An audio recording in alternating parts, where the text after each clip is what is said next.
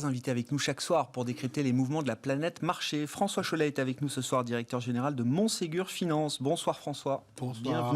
Bienvenue à Stéphane Déo qui nous accompagne également. Bonsoir Stéphane. Vous êtes responsable de la stratégie chez Ostrom Asset Management et Jean-Marie Mercadal est avec nous également pour cette discussion de marché. Bonsoir Jean-Marie. Bonsoir Merci d'être là. Vous êtes directeur des stratégies d'investissement d'Ophi Holding. L'événement de la semaine, évidemment, entre autres, ce sont les réunions de banque centrale. Il y en aura plusieurs, mais notamment celle de la Banque centrale américaine qui commence demain jusqu'à mercredi soir.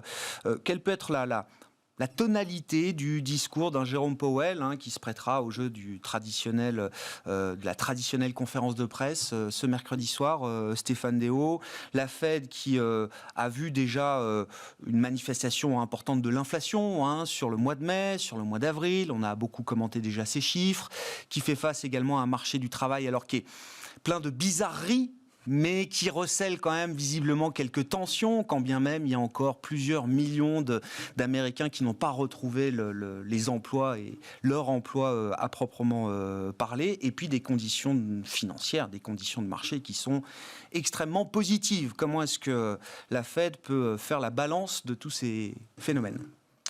Ouais, je pense qu'ils vont botter en touche et qu'ils vont essayer de gagner un petit peu de temps. Sur l'inflation, vous l'avez dit, on a eu des chiffres très élevés, on était à 5% le mois dernier. C'est clairement le pic, il y a des effets de base qui vont ramener l'inflation assez basse. Donc ils vont nous dire, vous voyez, c'est des effets temporaires, etc. Moi, je suis un petit peu dubitatif pour tout un tas de raisons, mais si vous regardez, j'ai un modèle qui prévoit l'inflation, je reste au-dessus de 3% jusqu'à la fin de l'année. Donc vous avez quand même 9 mois de suite avec une inflation qui est supérieure à 3%. Je pense que le discours, vous inquiétez pas, c'est temporaire. C'est un discours qui est temporaire par définition. Que dans 9 mois, s'ils nous racontent la même chose, il va quand même y avoir des petits problèmes. Mais pour l'instant, c'est quelque chose qu'ils peuvent continuer à dire. Sur le marché de l'emploi, c'est vrai, il y a des grosses bizarreries. Il y a un indicateur que j'aime bien, c'est les offres d'emploi moins les créations d'emplois. La différence entre les deux est à plus de 3 millions. Le précédent record sur les cycles précédents était quasiment à la moitié de ça. Donc il y a une dichotomie absolument monstrueuse entre les offres d'emploi et les créations. Il n'y a pas assez de... On n'arrive pas à trouver des personnes à employer. Donc il y a vraiment des signes de tension. Par contre, les salaires ne progressent pas encore de manière très nette. On commence à voir les choses frémir. Mais là aussi, il n'y a pas péril en la demeure, il n'y a pas à réagir immédiatement.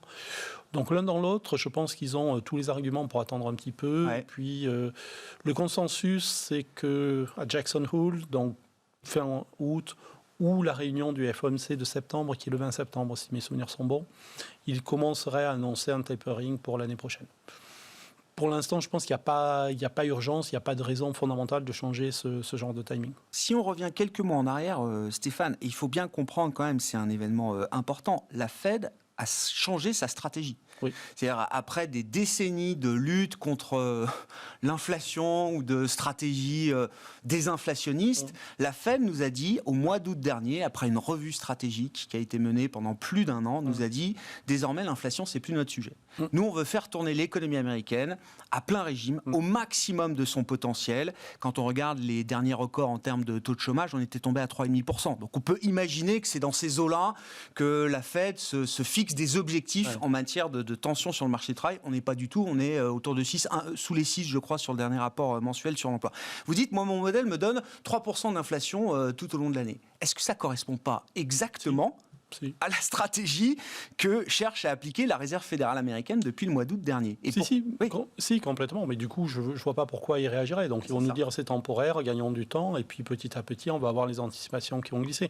Mais c'est aussi une des raisons pour lesquelles je pense qu'il y a beaucoup plus de pérennité dans le niveau d'inflation. C'est-à-dire que depuis Volcker, c'est-à-dire depuis les années 70, on nous dit l'inflation c'est mal, il faut faire baisser l'inflation. Et là, depuis un an, on nous dit mais non, finalement, l'inflation, on est arrivé à des niveaux qui sont trop bas. Il faut la faire remonter. Donc ça veut dire qu'en termes d'anticipation, vous changez complètement le mécanisme, parce que vous avez de l'inflation qui rebondit, vous avez une Fed qui vous dit oui, bon, on est à 5%, c'est pas grave. Il y a quelques années, tout le monde aurait sauté au plafond avec des chiffres comme ça. Donc, si dans un moment comme ça, elle ne nous montre pas qu'elle est capable d'aller jusqu'au bout de sa nouvelle stratégie, c'est retour à la case départ. Complètement. Et par contre, si effectivement il reste laxiste, ils vont dire, vous voyez, on a changé de stratégie, on le prouve, l'inflation est élevée, on ne réagit pas, Et donc là, vous avez les anticipations qui bougent. Et il y a de plus en plus d'études empiriques sur comment l'inflation évolue, etc. Vous avez parlé de big data après. Il y a beaucoup de big data qui est fait sur les prises de décision, etc. Et on comprend mieux la formation de l'inflation. Et les anticipations sont extrêmement importantes. Donc si vous avez à la fois de l'inflation élevée, une banque centrale qui vous dit « mais je suis ravi », c'est votre argument, « je suis ravi », elle est élevée, c'est ce que je voulais. Alors élevée, on est à 3%, on n'est pas à 10%. Non. Mais si on est à 3%, les anticipations vont se décaler, donc les salaires vont bouger, etc., etc. Et là, vous avez une inflation qui est beaucoup plus pérenne à un niveau plus élevé. Une fois de plus, on ne parle pas des années 70, c'est pas du 10, du 15. Mais au lieu d'avoir un petit 2, ce qu'on a eu depuis une dizaine d'années, c'est-à-dire entre 1 et 2, on peut aller se balader à 3 et rester à 3 plus longtemps, en fait. Comment vous jugez la détermination de la Fed, Jean-Marie, à nous prouver justement pour la première fois dans son histoire qu'elle est déterminée à appliquer cette stratégie qui vise à cibler l'inflation en moyenne et à ne pas réagir dès que on commence à voir une inflation approcher les 2%. Alors, on n'a jamais autant parlé des banques centrales dans le débat public qu'au cours de cette crise. On a parlé d'argent magique. Dans tous les journaux de l'été dernier, on parlait d'où vient cet argent, alors qu'on nous disait avant qu'il n'y en avait pas. Donc, je pense que tout a changé. La logique de la Fed a changé. Et je dirais même la logique du remboursement de la dette américaine a changé aussi. Et les États-Unis, comme d'habitude, sont allés beaucoup plus vite que ce qu'on fait en Europe. Donc, la logique de la Fed, qu'est-ce qu'elle nous dit ? Elle a pris conscience qu'elle avait un rôle sociétal, plus qu'un rôle d'inflation. Donc je pense que demain, ils ne vont pas dire grand-chose, je suis assez d'accord. Ils diront peut-être quelque chose plus tard dans l'année si l'inflation perdure, mais pour l'instant, on ne sait pas, c'est juste des effets de base. Et puis deuxièmement, l'État américain a complètement changé et complètement sorti de la logique qu'on a ici en zone euro et de la logique allemande. On nous dit, maintenant, on a créé tellement de dettes, que de toute façon, ce n'est pas en faisant de l'austérité qu'on va réussir à retrouver des niveaux de dette sur PIB, on va dire, convenables. Tant pis, on est à 120 de dette sur PIB, donc tant pis, maintenant, continuons, investissons à fond. Le but du jeu, c'est de faire augmenter la croissance potentielle du pays, par les infrastructures, par l'économie verte, parce qu'il va falloir aller vers les 2 degrés, par le numérique, etc. Et puis, après, une fois qu'on aura augmenté la croissance potentielle du pays, on va dire maintenant que je vous ai augmenté que j'ai amélioré la société, maintenant je vais vous demander de payer plus d'impôts parce que vous avez des belles routes, vous avez un air plus pur, vous avez la 5G partout. Maintenant, il faut payer.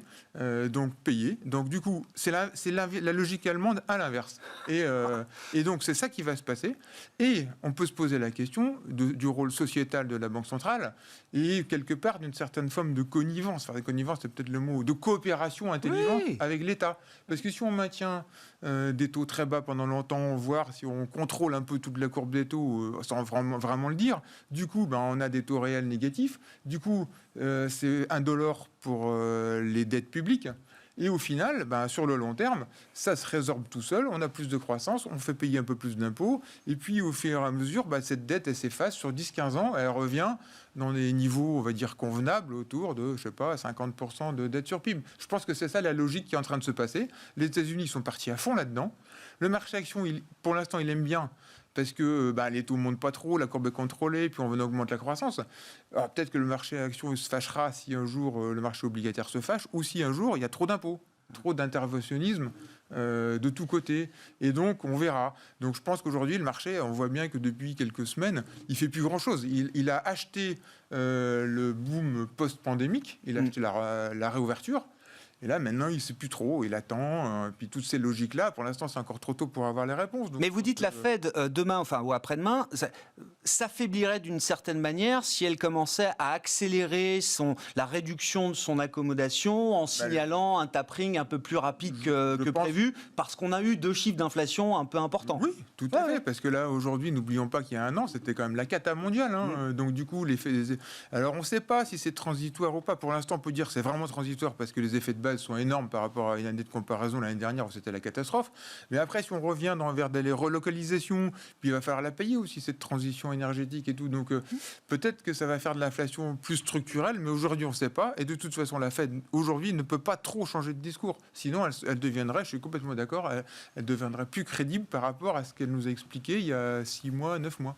Bon, François Chollet, comment vous évaluez la situation là, entre une Fed visiblement qui est prête à encore pousser au maximum les feux et sa politique monétaire pendant un certain temps? Je partage l'opinion qu'il n'y aura pas de changement à très court terme de l'attitude de la Fed ou du discours de la Fed. Donc là-dessus, c'est partagé. De toute façon, ils n'ont pas le choix. On est tous coincés avec ces montagnes de dettes qu'il faut plus ou moins apurer ou laisser glisser à des taux de rendement réels négatifs. Donc là-dessus, c'est pas quelque chose qui est de nature à changer. L'indépendance de la Banque centrale est à questionner, effectivement, puisque la Banque centrale a un rôle éminemment politique aux États-Unis, où c'est vraiment, au-delà du mandat que nous connaissons, nous, en Europe, de l'inflation, le mandat concernant l'emploi, par exemple, ou la stabilité qui est engagée par la Réserve fédérale américaine dans toutes ses missions, et elle est utilisée à plein.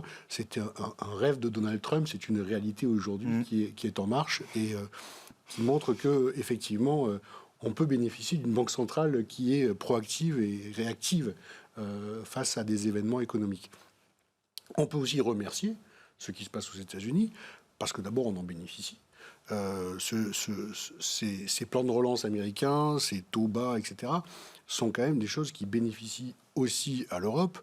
Le surcroît de croissance qui sera généré par la relance américaine, il sera, à mon sens, tout à fait significatif sur les chiffres macroéconomiques européens. Et puis, ce qui est assez frappant, et je crois que là-dessus, c'est pour terminer sur ce sujet, on a une publication qui était bien au-dessus des attentes en termes d'inflation, et on a eu une réaction sur les taux complètement inverse à ce qu'on aurait pu imaginer, c'est-à-dire la mauvaise nouvelle est devenue une bonne nouvelle. C'est quoi le narratif derrière? Quelle est la lecture que vous faites de la baisse depuis un mois maintenant des anticipations d'inflation aux États-Unis et des taux longs, sachant que ces anticipations et ces taux ont énormément remonté depuis l'automne 2020. Donc il faut pas, ça s'inscrit dans un mouvement de reflation qui a été très fort déjà.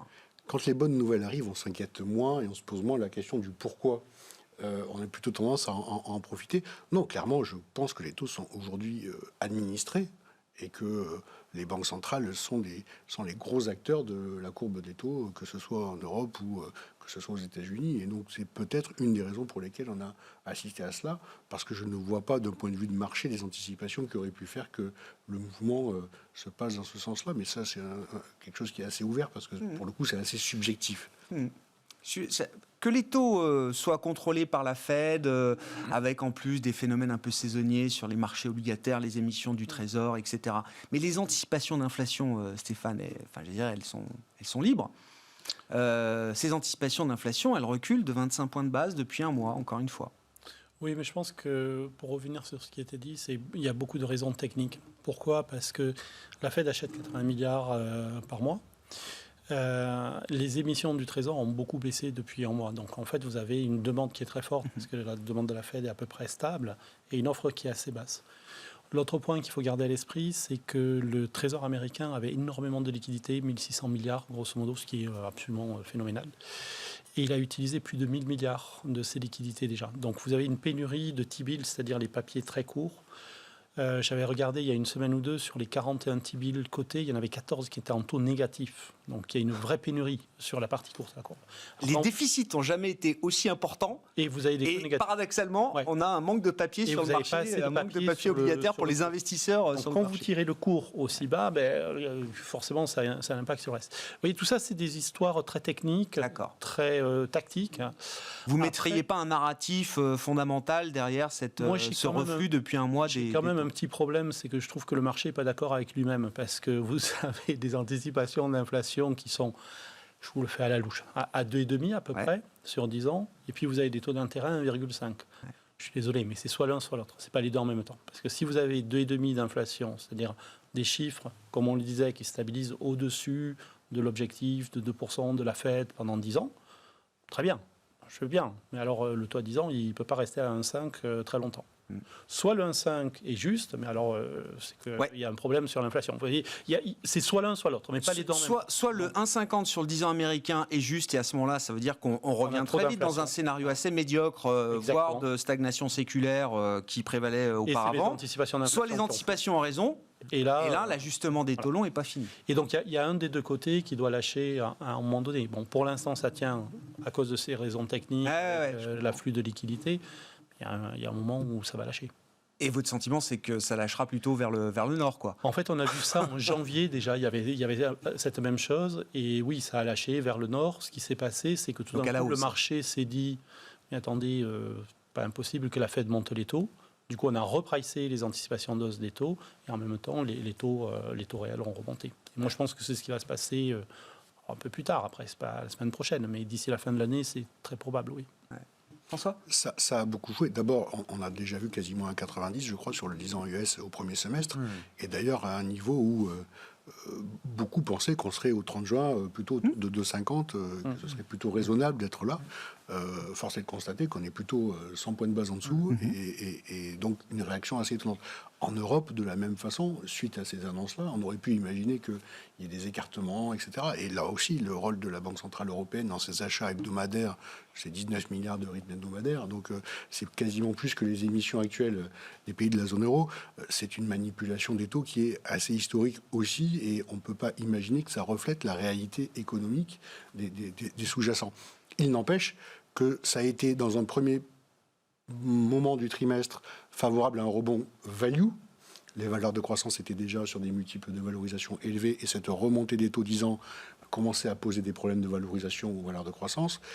Et on s'aperçoit aujourd'hui que le marché non seulement tient, mais tient aussi avec aussi des parcours positifs de valeurs qui étaient des valeurs de croissance, qui recommencent à contribuer dans les indices à ce que... Depuis un mois, la tech est redevenue leader sur les marchés. Le Nasdaq, mais le Stock 600 Tech aussi tout à fait, en Europe. Mais depuis un mois glissant, contrairement à ce qu'on peut avoir en tête, la value a sous-performé les valeurs de croissance. Oui, c'est ça. Redites-moi. Depuis Sur le mois qui vient de s'écouler, oui. Oui, c'est ce que les thématiques value qui bien sûr. en tête des palmarès C'est la tech a repris a fait moins bien que les valeurs de croissance. Ça suit la baisse des taux. Jean-Marie ? Comme elles sont valorisées beaucoup plus cher, et que, donc du coup beaucoup plus sensibles à l'évolution des taux d'intérêt. Donc du coup, là, comme les taux rebaissent depuis un mois et demi, donc du coup les valeurs de croissance repartent. Puis il y en a qui avaient beaucoup baissé, notamment. Non, mais d'où ma question toujours sur la Fed. Est-ce qu'elle est vraiment crédible et déterminée ? En tout cas, est-ce que le marché ne se met pas à douter de la détermination de la Fed ? Parce que là, on revient dans le scénario Goldilocks de les taux resteront bas, l'inflation sera absente, et donc du coup, j'achète la tech, j'achète le Nasdaq et j'achète tout ce qui profite des taux bas. Le marché, il croit comme la Fed que l'inflation sera temporaire. C'est pour ça que les anticipations sont de 2,5, donc c'est cohérent sur le long terme, avec une inflation qui remonte ponctuellement. Le marché a peur de la Fed parce qu'il ne veut pas se mettre short face à une banque centrale qui a des moyens illimités. Et puis peut-être que le marché se dit aussi, ça c'est pas encore trop, mais là on a fait un rebond très violent lié à la réouverture, mais peut-être qu'on va ralentir un peu. Ça, on ne sait pas encore. Pour l'instant, il y a plein de choses qu'on ne sait pas trop. Donc, Est-ce que le marché commence aussi à s'interroger peut-être sur le degré de relance aux États-Unis sur les prochaines années ? Les plans de soutien, les plans d'urgence, ça y est, c'est en place, les chèques aux ménages, tout ça, c'est bien. J'imagine que c'est quand même bien dans les prix, bien dans les cours et dans les statistiques. Mais quand on parle du plan Build Back Better, quand on parle des infrastructures, quand on parle de la politique familiale, est-ce que le marché intègre l'idée que peut-être les discussions au Congrès vont forcément réduire le montant de soutien budgétaire que l'État américain mettra sur la table sur les 5, 6, 7, 8, 10 prochaines années? On reste quand même sur des montants qui sont très très importants. C'est-à-dire que vous avez déjà retrouvé le niveau de production d'avant-crise dans la plupart des secteurs à l'heure actuelle. Donc je ne pense pas que ce soit vraiment le problème, ça. Par contre, ce qui est vrai, c'est qu'on risque d'avoir de nouveaux plans de relance l'année prochaine qui ne sont pas financés, qui sont officiellement financés, mais on va s'apercevoir que finalement les revenus ne sont pas à la hauteur. Enfin, on comprend que l'impôt ne financera pas tout. Non, oui, exactement. C'est ça. Du coup, ça veut dire que le déficit va être un peu plus élevé qu'attendu. Et ça, c'est un vrai problème pour la Fed, parce qu'on parle beaucoup de marché de l'emploi, d'inflation. Je rappelle que le déficit public, c'est à peu près 4 000 milliards à l'heure actuelle. Pas quelques dizaines de milliards près, entre amis. La Fed le Trésor, avait 1 000 milliards de liquidités qu'il utilise, donc ça fait 3 000 milliards à financer. Le marché n'y arrive pas. C'est pas possible. Donc, le QE est impossible à couper d'ici la fin de l'année. On fait l'hypothèse que l'année prochaine, le déficit tombe à 1 000 milliards. Et donc là, vous faites un tapering, c'est-à-dire que vous réduisez vos achats, la Fed réduit ses achats. 1 000 milliards, c'est absorbable par le marché. Si par contre, il y a un c'est plan plus. Biden qui passe et que c'est 2000 ou 2500 ou 3000 milliards, ce qui n'est pas du tout impossible, hein, là, l'histoire du tapering va être beaucoup plus compliquée. Moi, sur mes chiffres, le secteur public, enfin privé de manière générale, avec les étrangers, etc., ça arrive à absorber 1000 milliards par an. Au-delà, ça devient très compliqué. Donc on peut très bien se retrouver avec une situation où vous avez de l'inflation, vous êtes en plein emploi, tout va très bien, et on ne peut pas faire de tapering. Donc c'est une raison de plus pour que la Fed n'aille pas trop vite en se liant les mains et en annonçant trop vite un calendrier de réduction de ses achats. Complètement. Ouais. Et puis il y a l'histoire. On a vu en septembre 2018 que c'était compliqué quand les montants des liquidités commençaient à s'assécher sur les marchés. On a vu la réaction qui a été quand même violente. Et je pense que la Fed a bien compris que la transmission de changement de politique monétaire était très rapidement mal interprétée par le marché. Et ça avait quand même douché toutes les performances indicielles en 2018 d'une manière sévère. Donc je suis certain d'une chose, c'est que c'est à considérer largement dans l'impact que ça peut avoir sur les indices. Jean-Marie, si on redit un mot de la BCE, alors cette semaine il y a beaucoup de réunions de banques centrales, la principale c'est la Fed bien sûr, mais il y a aussi la Banque de Norvège, je crois, en zone euro, qui est un peu plus agressive que d'autres, peut-être sur l'idée d'une remontée des taux. Il y a la Banque suisse, il y a la Banque du Brésil, la Banque d'Angleterre, la Banque du Japon également en fin de semaine. Bon, on n'attend pas de la Banque du Japon qu'elle tienne un discours très restrictif. Si on revient juste d'un mot sur la BCE qui se réunissait la semaine dernière, vous disiez, Jean-Marie, pour l'instant, elle fait le job, il n'y a pas de souci. On regarde les nouvelles projections économiques du staff de la BCE. 3 ans après la pandémie, au 4e trimestre 2023, l'économie de la zone euro sera encore près de 3 points en dessous de sa tendance pré-Covid. Est-ce que c'est ça, faire le job ? Et elle n'a pas encore fini de réfléchir sur sa vocation, mais c'est tout. Alors elle nous avait dit, Christine Lagarde, quand elle est arrivée, qu'elle remettait un plan stratégique sur la vocation de la BCE. Bon, on attend toujours les conclusions, mais c'est pas étonnant parce que de toute façon, on est toujours dans le même problème en zone euro, c'est que les pays sont pas d'accord entre eux. Donc, entre la logique, on va dire, allemande et la logique latine, on n'est pas du tout d'accord. Donc, c'est difficile d'avoir une politique quelque part consensuelle pour la BCE. Donc, elle a fait le job. Pour l'instant, elle maintient un peu les équilibres. Mais la logique voudrait te poser la question, c'est quoi ? Est-ce que c'est que l'inflation ou c'est un niveau de plein emploi ou c'est un taux de croissance et tout ? Bon, ça... Pour l'instant, la BCE est un peu dans l'inconnu parce qu'il n'y a pas vraiment d'unanimité sur sa vocation. Et puis, sur la croissance européenne, c'est pas étonnant quand on voit, par exemple, que la première capi européenne, c'est LVMH, 350 milliards, c'est quand même Louis Vuitton, c'est une entreprise qui existe depuis plus de 100 ans. C'est la première capi de la zone de 500 millions de consommateurs. Alors qu'on regarde les grandes capis chinoises ou les grandes capis américaines, on n'a que de la techno, on a de l'économie numérique, digitale, quelque part des entreprises qui ont énormément bénéficié de tous les confinements et de toute cette logique des nouvelles technologies. Donc, voilà, encore une fois, et puis en zone euro, le plan de relance qu'on a, il est ridicule par rapport au plan de relance américain. Donc du coup, pour les mêmes raisons, c'est qu'on n'est pas d'accord sur ce qu'on doit faire. C'est cohérent, c'est-à-dire que vous n'êtes pas surpris avec ce qui est mis sur la table, le capital politique tel qu'il est investi aujourd'hui en zone euro, vous n'êtes pas surpris de ce que ça donne en termes de projection. En plus, en termes d'implémentation du plan de relance qui a été décidé, il n'est même pas encore vraiment effectif. Ça arrive, je crois qu'on est en train de lever la dette, les euros vont arriver, les 40 milliards pour la France. C'est petit, on n'est toujours pas d'accord, on a un marché fragmenté, avec des réglementations locales et tout, et puis des pays qui vont vraiment pas être d'accord dans les années qui viennent. Et donc on verra aux élections allemandes en mois de septembre, ça va être un événement important de l'année prochaine, savoir si les Allemands acceptent d'abandonner ce dogme du déficit, parce que sinon, nous, comment on va faire la France avec 120% ou de l'équilibre plutôt, ou d'équilibre, oui, d'équilibre. Donc on a un vrai problème de construction de la monnaie euro.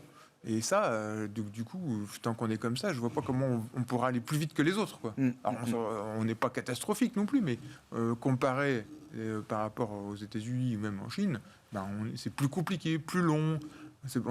Voilà.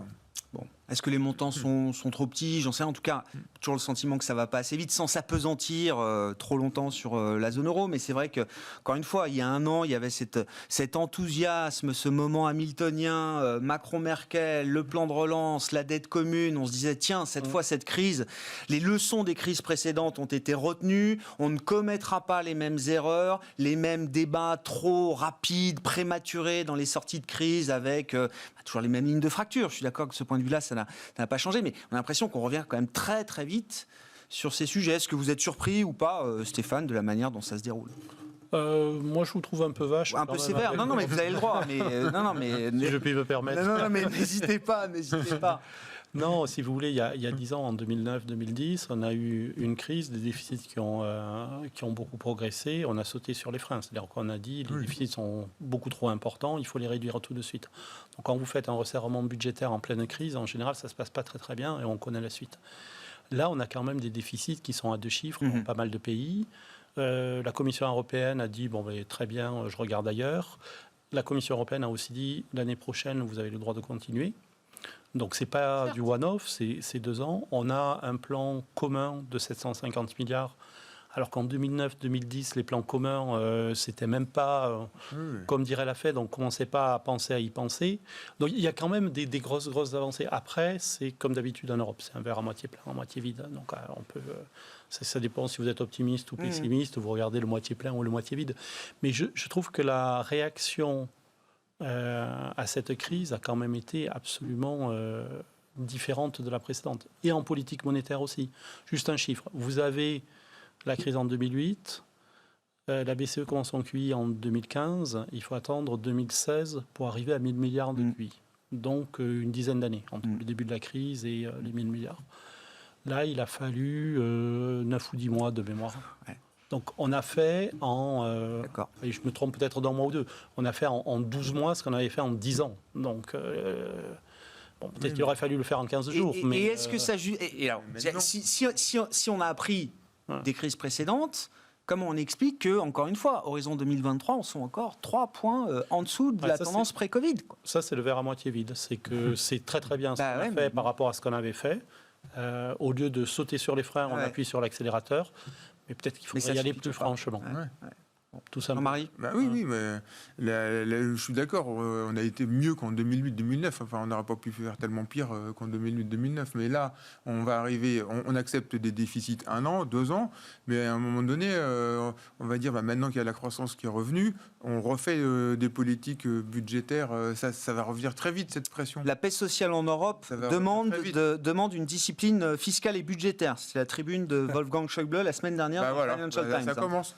Alors que aujourd'hui, dans l'état de la société française, c'est impossible de revenir à une politique d'austérité. Sinon, on a encore les gilets jaunes, on a tout le monde. On recommence. Oui. Bon, l'élection présidentielle, pour l'instant, nous préserve de ce budgétaire trop restrictive. Si vous avez quelques commentaires à apporter, puis allons-y sur le marché aussi. Les marchés européens, voilà, on peut débattre de la trajectoire européenne. On est au plus haut en Europe sur les marchés boursiers. Oui, sur l'Europe. D'abord, on va bénéficier évidemment de la rapidité et de l'ampleur des plans de relance américains, c'est ce que je disais tout à l'heure. Donc au moins eux sont là, ils sont déjà lancés. Voilà. On importe de l'inflation également. Mine de rien, c'est pas mal pour nous, je trouve en tout cas. Surtout si on arrive à maintenir du coup des taux réels très bas dans la durée. On a un système financier qui se porte pas mal. On l'a empêché de verser des dividendes tout au long de l'année dernière. On a reconstitué des provisions certaines. Et on s'aperçoit, notamment au premier trimestre de cette année, qu'il y a beaucoup plus de reprises de provisions que de nouvelles provisions constituées par les établissements bancaires européens. Donc ça ouvre la porte quand même à la fois à un secteur financier en capacité de développer son crédit, mais aussi après coup à rémunérer ses actionnaires. Et on voit bien d'ailleurs que le secteur bancaire n'a plus du tout la même tête qu'il n'avait ne serait-ce que l'année dernière. Ça, c'est plutôt de bon augure pour les fondamentaux d'une reprise économique où on accompagne les acteurs dans l'investissement et dans l'emprunt, notamment immobilier. Après, faut être très clair, le marché le marché action et le marché obligataire, du coup, mais on en a parlé avant, mais le marché action reste extrêmement bienveillant vis-à-vis de tous ces chiffres. C'est-à-dire que, clairement, on regarde des marchés actions qui sont absolument sur des niveaux déjà élevés quelle que soit le métrique que l'on puisse regarder en termes de valorisation, mais surtout, ils font fi de toutes les mauvaises nouvelles. Ils semblent totalement déconnectés de la réalité, et en ne se basant que sur des flux, et en se basant sur des liquidités qui restent tout à fait impressionnantes. Et dans ce contexte-là, vous dites qu'il faut écouter quel cerveau quand on est gérant, François. Il faut, non, mais il faut, Le faut bon. comme ça. Alors, Faut quand même se dire, comme vous dites, et j'ai l'impression que vous êtes un peu méfiant peut-être sur Non, la capacité il y a du deux marché choses. d'aller beaucoup plus loin. Est-ce que c'est ce que je comprends ou est-ce Alors, que... en tant que gérant sous le mandat, la première des choses, c'est quand même d'ajuster le risque qu'on fait porter à nos clients. Les clients nous confient un niveau de risque. Celui-ci s'est beaucoup déformé en l'espace d'une année. Il est de très bonne gestion que de considérer que le risque que nous avions signé avec nos clients doit être maintenu et on ne doit pas se laisser déborder par les performances qui sont embarquées par notre gestion. Donc clairement, on a des poches de gestion qui ont fait des performances à 2 chiffres. Eh bien, il faut corriger de façon à ne pas porter plus de risques aujourd'hui sur des marchés très élevés que nous n'avions quand les marchés étaient plus bas. Premier réflexe de base. Deuxièmement, c'est de dire l'image du pilote vous naviguez avec une météo qui est très bonne. Il fait très beau, il fait chaud, il n'y a pas de vent, tout va bien, vous pouvez déployer toutes les voiles possibles. Est-ce qu'il faut commencer à mettre un tourmentin sur un bateau alors que les conditions restent excellentes et que vous ne voyez pas de nuages à l'horizon? La réponse est non. On attend qu'il y ait effectivement des premiers signes annonciateurs de quelque chose, un peu de volatilité, des mouvements un peu erratiques, quelque chose qui vienne perturber la lecture que nous avons des marchés. Mais il n'y a pas de raison d'anticiper cela, et pour l'instant, il s'avère qu'on se laisse porter depuis le début de l'année, et d'une manière plutôt heureuse quand on regarde les performances qu'on est capable de produire du coup. Le risque est encore plutôt à la hausse, d'une certaine manière. Le risque, il est surtout d'anticiper quelque chose dont on n'a pas forcément aujourd'hui, si ce n'est par je dirais une vision simplement de valorisation, mais on sait bien que les revalorisations, c'est quand même relatif.